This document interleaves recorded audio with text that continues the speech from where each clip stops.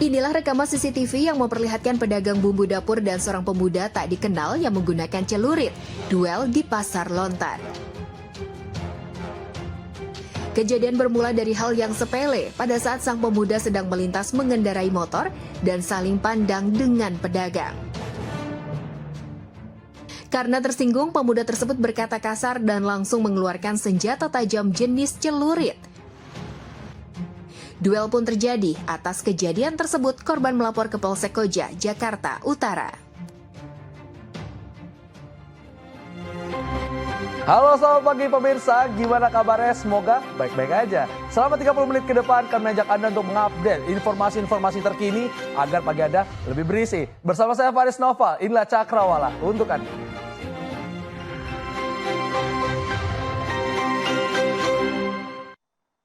Kita mulai Cakrawala, pemirsa. Sebuah bangunan di pintu air Palmerah, Jakarta Barat ambrol saat hujan deras mengguyur kawasan tersebut. Bangunan yang dipergunakan untuk posko pantau debit air ambrol hingga hampir menutupi aliran inspeksi Kali Grogol. Menurut petugas pintu air, kondisi bangunan yang sudah berdiri sejak tahun 2000 ini memang sudah lapuk dan keropos. Meski tidak menimbulkan korban, namun petugas kini terkendala dalam proses pembukaan pintu air akibat aliran listrik yang terhubung dari dalam bangunan terputus. Petugas mengupayakan agar perbaikan bisa berjalan cepat agar air yang melewati ini tidak tersendat oleh bangunan yang rubuh maupun sampah yang menyangkut. Cuaca ekstrim berupa hujan lebat disertai angin kencang yang melanda wilayah Ngawi, Jawa Timur, merusak sejumlah rumah warga, pohon, hingga atap rumah sakit.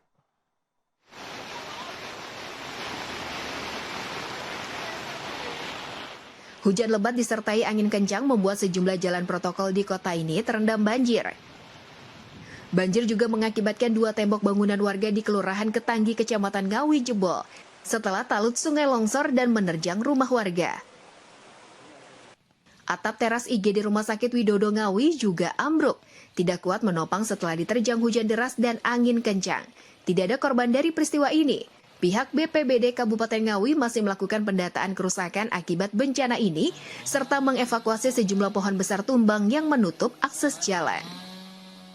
Pemirsa, banjir yang terjadi di wilayah Grobogan mengenangi rel kereta api di jalur antara Stasiun Gubuk hingga Karangjati di Kabupaten Grobogan, Jawa Tengah. Akibat dari banjir ini, sejumlah perjalanan kereta api lintas Semarang, Surabaya menjadi terganggu.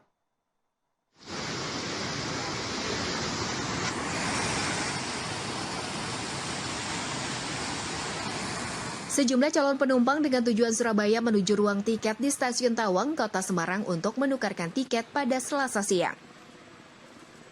Tidak hanya membatalkan keberangkatan, bahkan sebagian calon penumpang juga mengatur ulang jam keberangkatan kereta. Humas PT Kereta Api Indonesia Daup 4 Semarang menjelaskan bagi penumpang kereta api yang ingin membatalkan perjalanan kereta api, pihak KAI akan mengembalikan biaya tiket sebesar 100% sesuai dengan harga yang tertera di tiket di luar biaya pemesanan.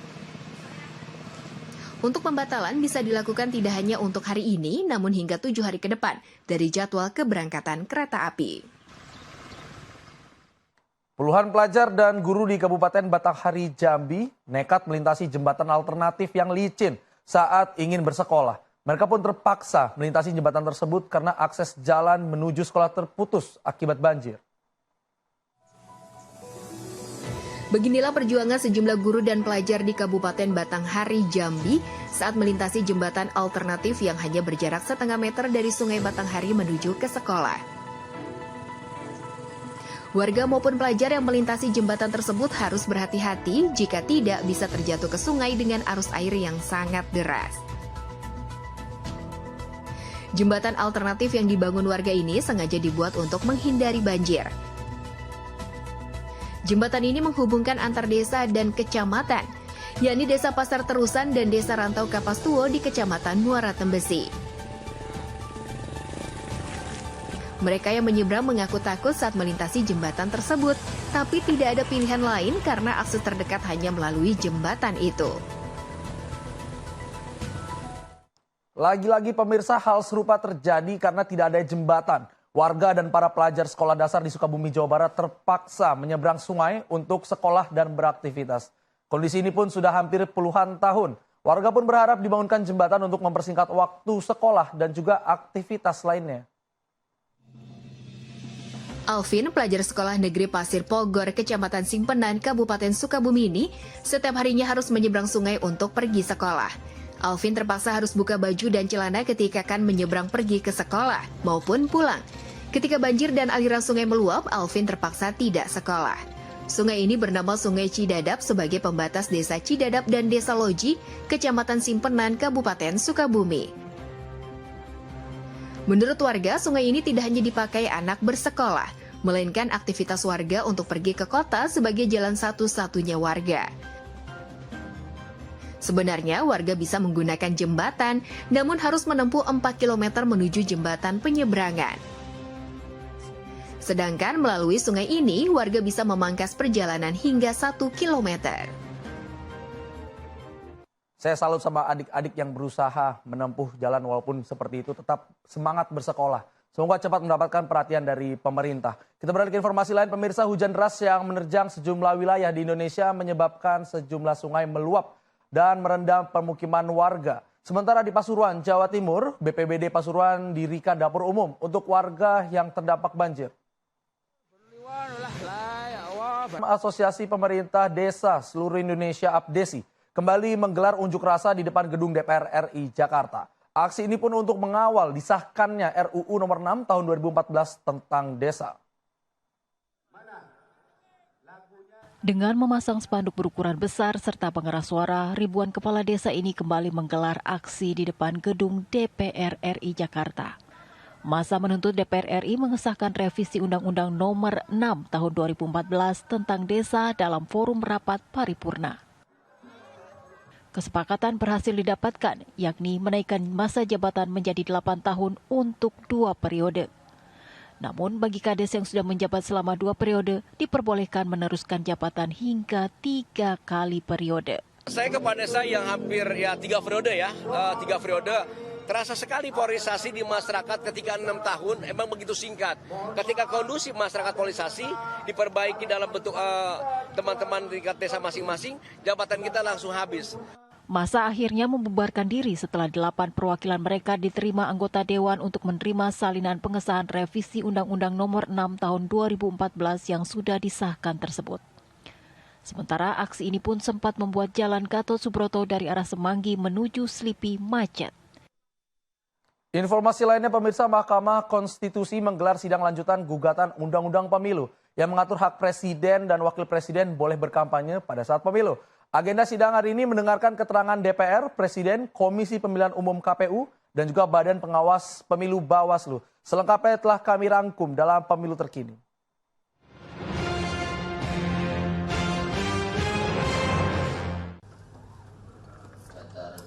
Mahkamah Konstitusi memanggil DPR, Presiden, Komisi Pemilihan Umum KPU, dan Badan Pengawas Pemilu Bawaslu untuk memberikan keterangan perihal permohonan uji material pasal yang mengatur Presiden dan Wakil Presiden boleh berkampanye pada pemilu. Pada sidang hari ini tampak hadir pihak Presiden diwakili oleh Kementerian Hukum dan HAM dan Kementerian Dalam Negeri, pihak KPU, pihak Bawaslu, dan pihak penggugat tim advokasi peduli pemilu. Sementara tim kuasa Dewan Perwakilan Rakyat DPR berhalangan hadir. Sidang berlangsung selama 1,5 jam. Selanjutnya sidang akan digelar pada Kamis 22 Februari mendatang dengan agenda mendengarkan keterangan saksi dari pemohon. Persidangan hari ini belum bisa dilanjutkan, akan ditunda untuk mendengar keterangan ahli dari pemohon dan dijadwalkan pada hari Kamis tanggal 22 Februari 2024. Gugatan terhadap Undang-Undang Pemilu yang mengatur hak Presiden boleh melaksanakan kampanye telah 2 kali menjalani sidang sejak diajukan pada 27 November 2023. Salah satu gugatannya adalah menguji pasal 299 Undang-Undang Pemilu yang menyebut Presiden diperbolehkan berkampanye selama tidak menggunakan fasilitas negara yang dilaporkan oleh tim advokasi peduli pemilu. Agar logistik pemilu tidak mengalami kerusakan saat dikirim ke wilayah yang rawan banjir, Komisi Pemilihan Umum Lampung membungkus kotak suara dan juga kertas suara ke dalam plastik. Sementara untuk di KPU Kabupaten Pati, Jawa Tengah terus melakukan distribusi logistik pemilu ke 21 kecamatan dan 400 desa serta 5 kelurahan. Mendekati hari pemungutan suara, ratusan surat suara yang rusak saat pelipatan dan penyortiran di Surabaya, Jawa Timur masih belum diganti. Ada sebanyak 2.464 kertas suara yang rusak dikembalikan ke KPU Pusat di Jakarta untuk diganti dengan yang baru. Namun hingga saat ini kertas suara pengganti belum datang di gudang KPUD Kota Surabaya. Komisi Pemilihan Umum KPU Kabupaten Pati, Jawa Tengah terus melakukan distribusi logistik pemilu ke 21 kecamatan dan 401 desa serta 5 kelurahan. Ditargetkan 3 hari sebelum pelaksanaan pemilu, semua logistik pemilu sudah terdistribusikan ke desa dan H-1 hari pencoblosan sudah sampai ke 4.402 tempat pemungutan suara.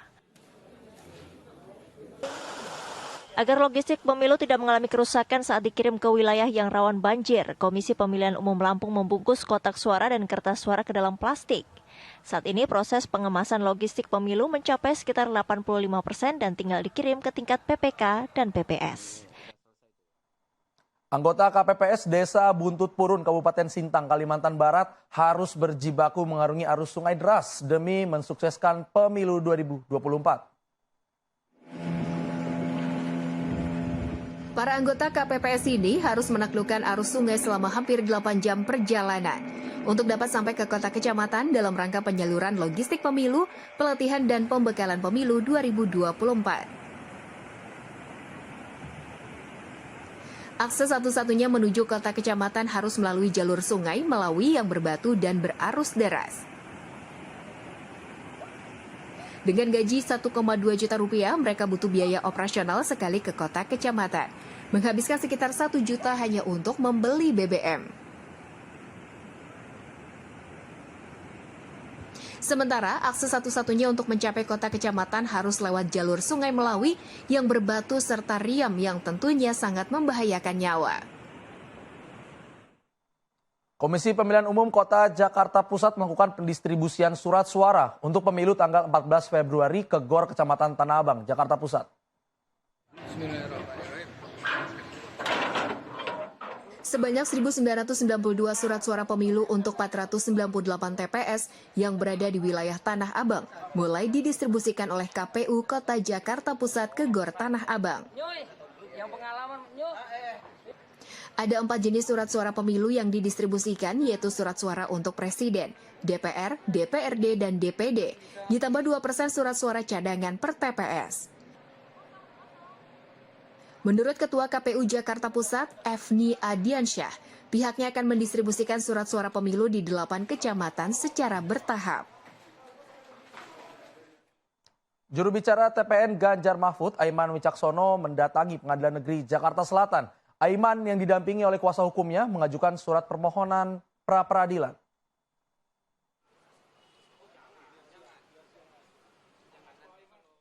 Aiman Wicaksono bersama tim hukum Tim Pemenangan Nasional Ganjar Mahfud mendatangi Pengadilan Negeri Jakarta Selatan Selasa siang.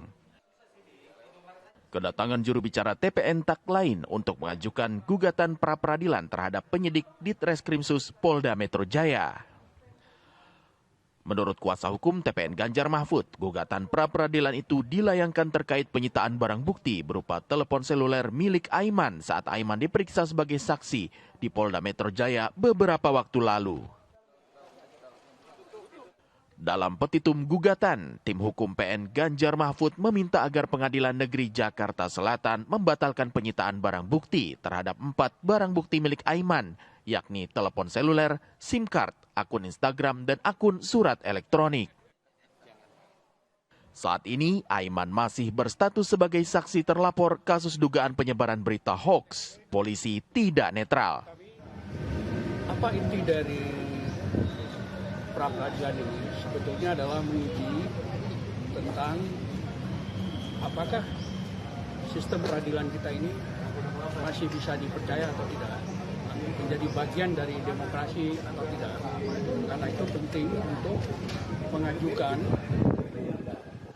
uji atas penyitaan yang dilakukan oleh Polda Metro Jaya itu. Sebelumnya, penyidik Ditreskrimsus Polda Metro Jaya telah menaikkan status kasus dugaan penyebaran berita hoaks polisi tidak netral oleh Aiman ke tingkat penyidikan. Saksi terlapor tersebut telah dimintai keterangan beberapa kali oleh kepolisian dan alat komunikasi telepon seluler disita sebagai bahan penyidikan. Pemirsa, ada aja yang lucu dan menegangkan kalau kita selalu membahas berita seputar pemilu. Seperti Pak Mahfud yang mengikuti bahasa isyarat Ganjar dan juga Bawaslu Surabaya yang harus menghentikan konser Dewa 19.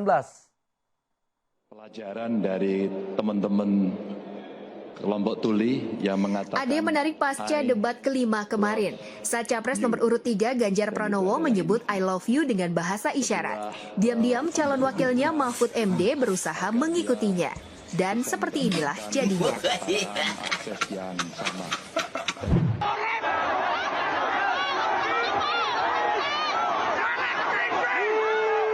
Sementara itu, Badan Pengawas Pemilu atau Bawaslu Kota Surabaya menghentikan konser bertajuk Gaspol 1 putaran Prabowo Gibran.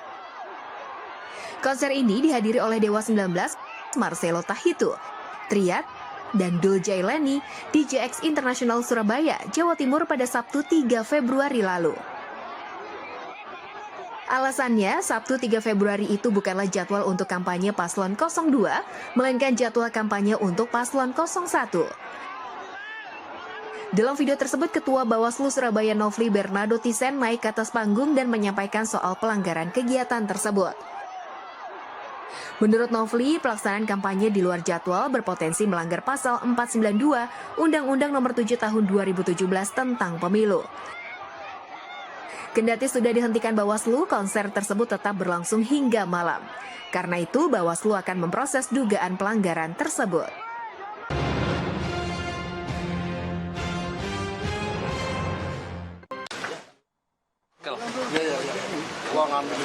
Supir pribadinya pun juga ikut diperiksa oleh penyidik kepolisian. Kuasa hukum Tamara mengatakan pemeriksaan hari ini hanya akan memberikan keterangan lengkap kepada penyidik untuk mengetahui penyebab kematian anaknya. Selain itu, Tamara Tiasmara juga mengaku siap apabila penyidik meminta untuk melakukan visum maupun otopsi terhadap jasad anaknya guna memudahkan proses penyidikan kasus tersebut. Dan pemirsa, polisi pun melakukan ekshumasi atau menggali jenazah putra artis Tamara Tiasmara bernama Dante yang meninggal diduga karena tenggelam di kolam renang kawasan Durensawit, Jakarta Timur. Ekshumasi pun dilakukan karena kematian Dante ini dinilai janggal.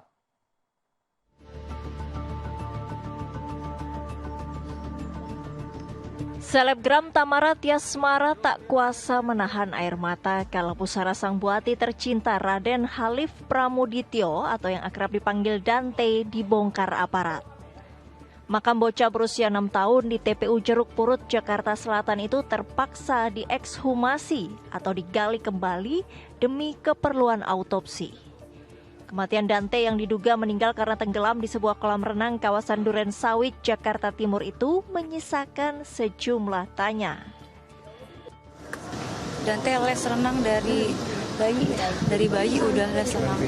Cuma kita kan nggak tahu fisiknya seperti apa kemarin. Jadi ya kembali lagi kita serahin ke pihak kepolisian untuk periksa semuanya. Ekshumasi dilakukan oleh tim forensik Rumah Sakit Polri dan dihadiri penyidik dan tim Inafis. Rekan-rekan sekalian, pelaksanaan ekshumasi ini diharapkan nantinya bisa mengungkap tabir penyebab kematian daripada korban. Tentunya dalam hal ini penyidik dari Polda Metro Jaya akan mengutamakan pembuktian melalui scientific investigation crime. Kasus kematian Dante awalnya dilaporkan ke Polsek Durensawit. Namun sejak awal Februari kasus diambil alih oleh Ditreskrimum Polda Metro Jaya. Puluhan warga Tangerang, Banten mengalami keracunan akibat menghirup udara yang terpapar zat amonia NH3. Insiden ini diduga akibat kebocoran pipa zat kimia di sebuah pabrik pengolahan es balok.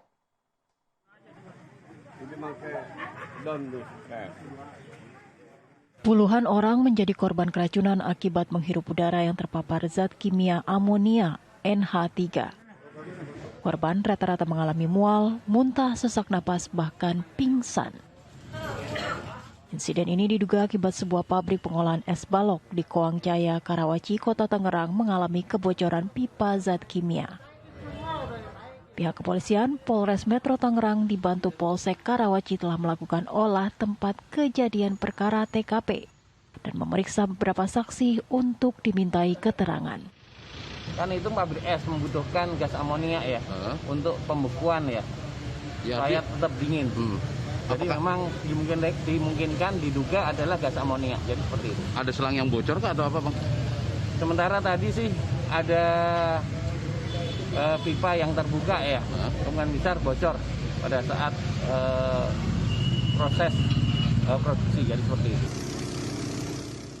Saat ini di lokasi kejadian, pihak kepolisian dibantu petugas BPBD Kota Tangerang melakukan sterilisasi dengan radius 100 meter. Pemirsa, sebuah masjid dengan arsitektur unik baru-baru ini menuai decak kagum dunia jagat maya. Salah satunya Masjid Terapung yang tampaknya sederhana namun memiliki makna mendalam karena masjid itu berdiri di atas permukaan air. Unik sekali. Nah, itu dia pemirsa, berita ini sekaligus menutup jumpa kita di Cakrawala pagi ini. Wakil kru yang bertugas, saya Faris Noval, pamit undur diri. Terima kasih atas perhatian Anda. Selamat pagi, sampai jumpa.